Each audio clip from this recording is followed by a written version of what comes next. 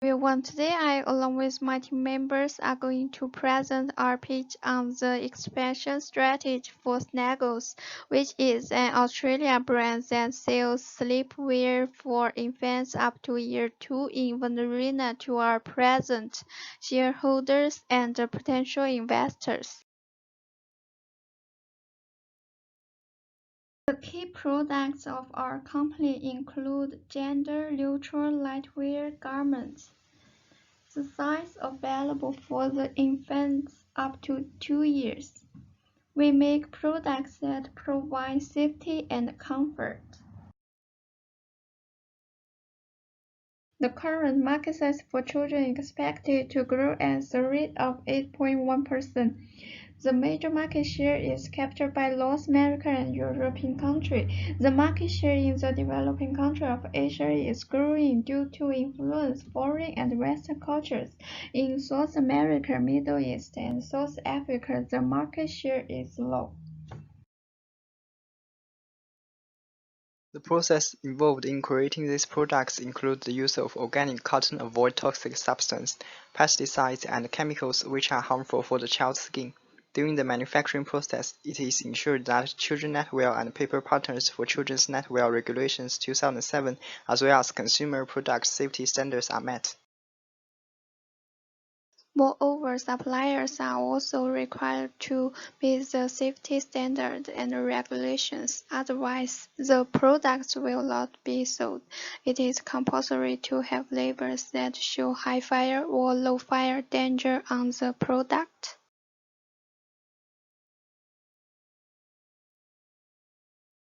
In 2017, the safety standard for children's nightwear was updated by the Minister of Small Business of Australia. The revisions was made under AS and NZS from 1249 to 2014 as per Section 105 of the Australian Consumer Law. The country which is left for expansion is Venezuela, a South American country with area of 916,445 km². The capital is Caracas and the official language is Spanish. The total population of Venezuela is 28 million and about 93% of the people live in urban area.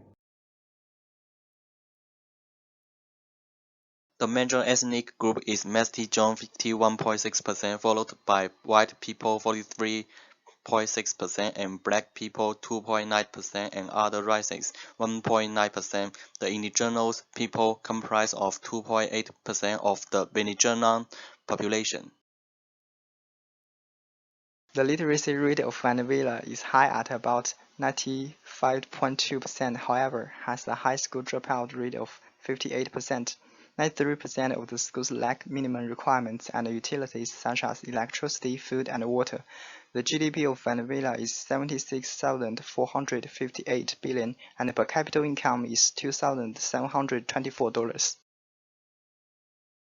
The typical business structure in Venezuela includes share capital company, limited liability partnership, limited liability company, partnership, and branch of the foreign corporation.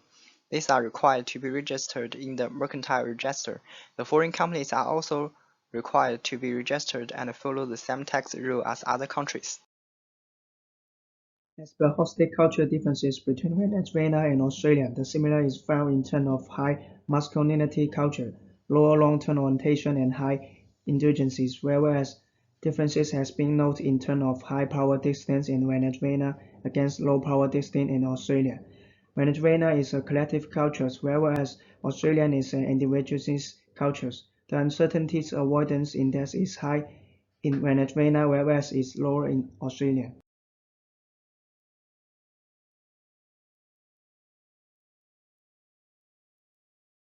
Venezuela has a abundant supply of natural resources and marine material, has a favorable geography locations and cross-border trade agreement, permits FDI without prior authorization. However, there are various challenges of setting up business in Venezuela which the shareholders must know, such as it takes 144 days to set up a business. Construction is also time-taking and bureaucratic process. World Bank ranked Venezuela low in terms of investor protections and paying of tax. Import and export is time-consuming.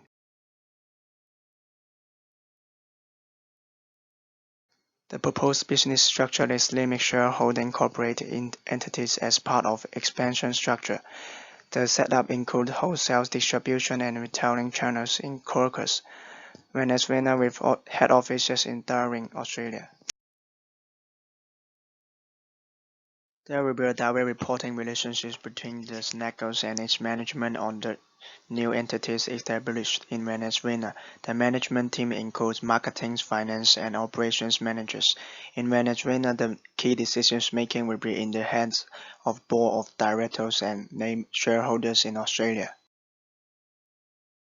In order to safeguard and desired corporate and sustainability law, achievement of SDG 4 and SDG 5 will be focused. As per SDG 4, there will be a need to ensure that quality education is provided by means of on-the-job training, apprenticeship, internship to youth, training to local suppliers, and to create a diverse talent pipeline to ensure sustainable operations. As per SDG 5, there will be a need to achieve gender equality and have strict laws and regulations against sexual and any kind of exploitation against women at workplace. The financial cost includes appointment of human resources for the business, construction of branch office, agreement with distributors and retailers, incorporation and setup costs. The financial benefit include higher profitability as the Venezuela market for the children's sleepwear is not penetrated much as lower competition.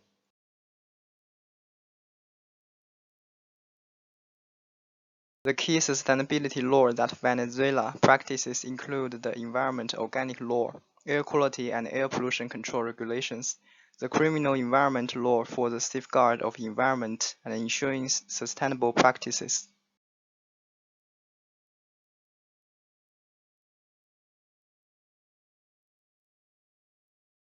The key HR issues that might arise include cultural differences, hiring and training issues due to high dropout rates and not meeting the qualification requirement. There is a need to provide on-board training and learning programs.